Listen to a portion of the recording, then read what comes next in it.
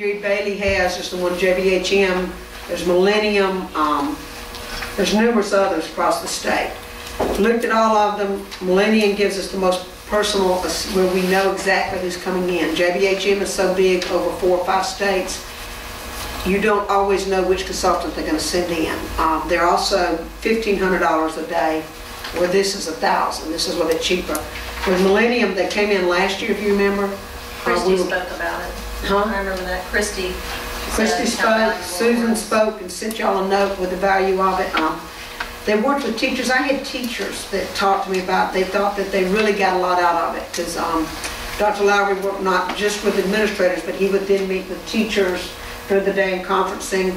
There was a math consultant that came in that worked primarily with middle school, and we want to expand her this year to work 4 through 6 and high school to help them line up for the new curriculum and pour resources to help. She did a tremendous job at middle school, and the teachers there were favorable of what she was able to add when they meet together and gave them time.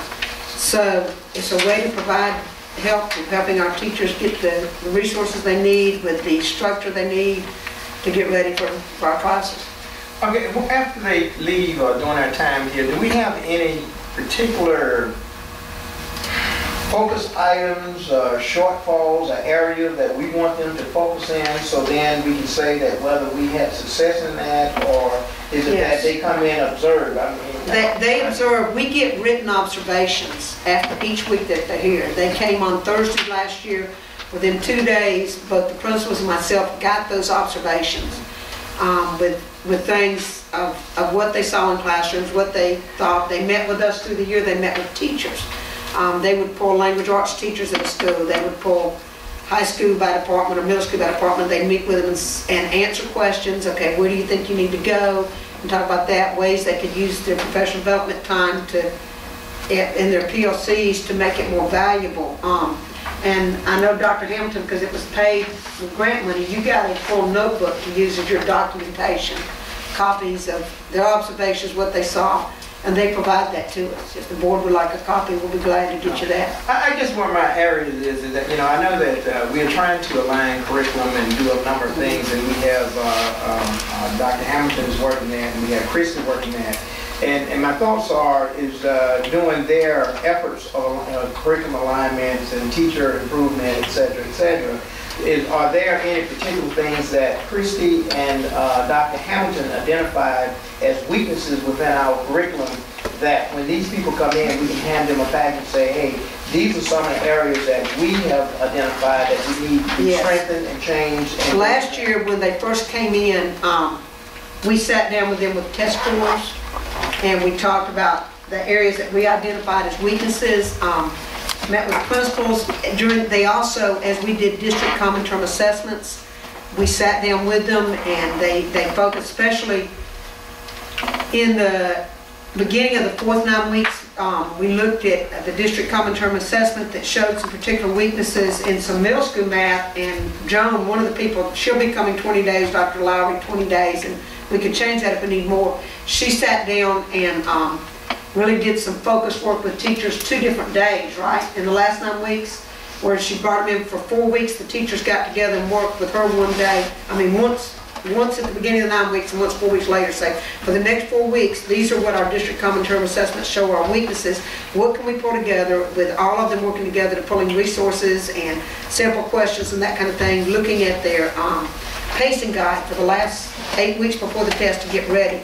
And I think we're going to see some improvements from that. The teachers felt better. Their one comment was, we need to do this all year so that we sit with her and focus on our district common term assessments, help break it down and go forward. So yes, we have some very specific areas where we're trying to change completely what we're doing. The math is a matter of, the math has stepped up the rigor so much. What we're doing now in some of the middle school and elementary, we wouldn't do until 4 or 5 years later by the old curriculum. Now, in language arts, we're trying to change, we're working in the district to change completely the way we teach. Jim? I know at the middle school as an administrator, well, there were several things. One of the first focuses when they came in is they took us as administrators and we went into the classroom, just 2 of us at a time with Dr. Lowry, and showed us a better way to evaluate not only the teacher, but the actual curriculum and the way it was being taught, and how to strengthen it, what to look for the strengths and the weaknesses. We'd always been taught to watch the teacher. You watch the kids and how they're responding to the teacher and what they're getting. After we had gotten used to that, and then we would come out and we would tell him, you know, what we saw as the strengths and the weaknesses in that classroom and what we could do to help the teacher. Then he actually sat down with the teachers, and the teachers actually requested that, which is unusual for them to request to be out of the classroom to sit with someone. And after he had listed all of them, he sat down with them and hit specifics. Okay, these were the objectives that you were covering in your class. Now, you know, you were teaching at this DOK level 2. Now, what would you do that could bump that up to that 3 and that 4 on your assessments and in your teaching? And he gave practical explanations. There's all kind of stuff out there on the internet. There's all kind of stuff you hear and you can, but so much of it you get lost. This evaluator, does he sit with, we have paid evaluators for our teachers, right? You have administrators No, Well- paid evaluators. This was the group that last came year. in. It's like the I think what James, and correct me if Yeah. I'm wrong, I think what James is asking for, instead of the notebook like this, which I'm sure is full of everything that was done, a 4 or 5 page synopsis summary that says, we hired them and these were the objectives we asked them to come in, these were the end results, and this is what we're doing for this coming year.